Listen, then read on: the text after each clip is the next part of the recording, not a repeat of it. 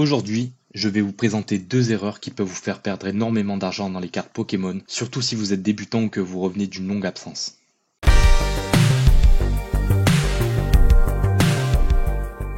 Salut tout le monde, moi c'est Jaja. Pour ma toute première vidéo, j'ai décidé de vous parler de ce sujet qui me tient à cœur car je suis moi-même débutant et j'ai vite perdu énormément d'argent en achetant mes premiers items. Les deux erreurs que je vais vous présenter peuvent vite vous coûter des sommes astronomiques, mais ne vous en faites pas, je vais aussi vous donner des solutions pour éviter ces erreurs, ainsi que des petits conseils bonus en fin de vidéo pour vous aider. Restez jusqu'au bout, je vais tout vous expliquer. Première erreur, acheter à des vendeurs peu fiables.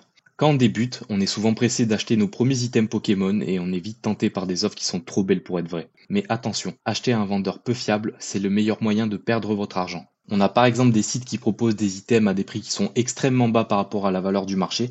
En achetant sur ce genre de site, vous risquez soit de recevoir de la contrefaçon, soit de ne rien recevoir du tout. Vous trouverez en description un lien qui répertorie la plupart de ces faux sites, mais attention car de nouveaux sites similaires apparaissent régulièrement. Je vous invite donc à faire des recherches sur internet avant d'acheter sur un site que vous ne connaissez pas, pour voir si d'autres acheteurs ont laissé des avis de sources fiables, car les faux avis existent également. Même sur des plateformes qui sont réputées pour être fiables, comme eBay ou Vinted, il n'est pas rare de trouver des arnaques, souvent avec des vendeurs sans évaluation qui disparaissent rapidement après avoir volé votre argent. L'exemple le plus extrême que je connaisse, c'est une fausse display Team Rocket Edition 1 à 10 000 € qui a été achetée sur eBay et ouverte en live. Je vous invite à voir cette vidéo de David4TCG si vous voulez en savoir plus sur cette histoire. Le lien sera en description. En tout cas, cette arnaque aurait pu être facilement évitée car le vendeur n'avait que 7 avis avec 50% d'évaluation négative. Mon meilleur conseil est donc de toujours vérifier les avis du vendeur avant d'acheter sur les plateformes comme eBay ou Vinted pour éviter de subir ce genre d'arnaque.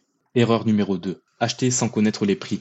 L'autre piège classique pour les débutants selon moi, c'est d'acheter sans avoir une idée claire de la valeur de l'item. Il existe des centaines de magasins et de vendeurs de cartes Pokémon, c'est donc dommage de ne pas les acheter au meilleur prix. Les périodes de hype comme celles qu'on connaît aujourd'hui poussent parfois les revendeurs et les magasins à gonfler leurs prix afin d'en profiter. Par exemple, vous avez ici le coffret Amphinobi X de Fable Nébuleuse que j'ai pu trouver à plusieurs prix différents. On a quand même 10 € de différence entre le prix sur la Fnac et sur eBay, ce qui n'est pas négligeable vu qu'avec 10 € vous pouvez par exemple acheter un blister avec des pains au chocolat. Il faut aussi se méfier des fameuses applications de vente en live dont les influenceurs Pokémon font la promotion, c'est-à-dire Vogt et Whatnot. Alors là, je peux vraiment parler de mon expérience personnelle puisque c'est sur ces applications que j'ai perdu le plus d'argent en commençant ma collection. Après avoir profité des offres promotionnelles proposées par les youtubeurs qu'on connaît tous, je me suis dit pourquoi pas dépenser quelques euros, après tout j'ai eu des items gratuits. C'est là que je suis devenu accro à ces plateformes en pensant faire de bonnes affaires alors qu'en réalité je payais parfois 3 voire 4 fois le prix des items. Alors j'aime le concept de ces applications, le côté fun, les divers jeux proposés par les vendeurs, mais si on ne connaît pas la valeur des cartes, des boosters et des autres items qui nous intéressent, on se fait vite avoir. Déjà, sur ce genre d'application, les enchères peuvent grimper très très vite. Par exemple, on a vu ça récemment avec Evolution Prismatique, donc des boosters qui partaient à 80 balles quand même. Il y a aussi des vendeurs qui survendent leurs items, parfois de façon malhonnête. On a tous déjà entendu sur ces applications Oh les gars, c'est un braquage, allez, faut que ça monte, etc.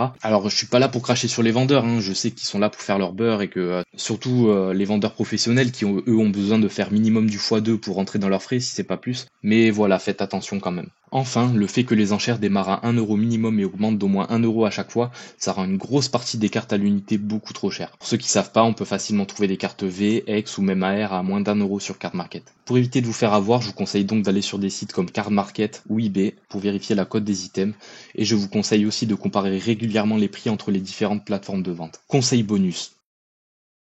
Alors le premier conseil que j'aurais à vous donner, c'est de vous fixer un budget.